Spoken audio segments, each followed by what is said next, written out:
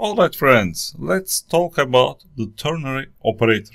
So it's very useful for shortening code in if-else structures. So we get a score from the user and determine if they passed or failing using a ternary expression.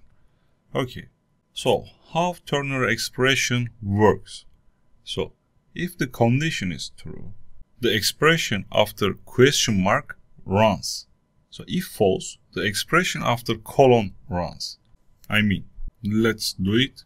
I come here, I say string result equals to, because these are strings as you know.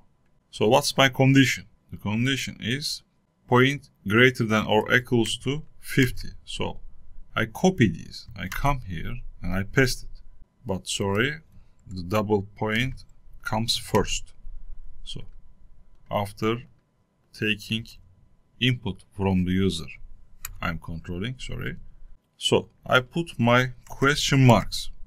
So if the condition is true, the expression after the question mark runs, which is you passed the lesson. So I copy these and paste here. Okay. So if false, I put colon here. The expression after colon runs, which is you failed the lesson. So I copy these and paste here. So that's all. It's short and useful for simple checks. Okay, let's check it. I delete this, and then I will use this result. I come here, I say system.out.println, and I just give result. Okay, so let's run it.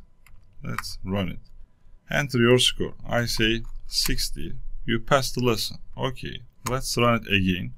Enter your score. I say 30. You failed the lesson. As you see, we have shortened our code by using ternary expression. Super.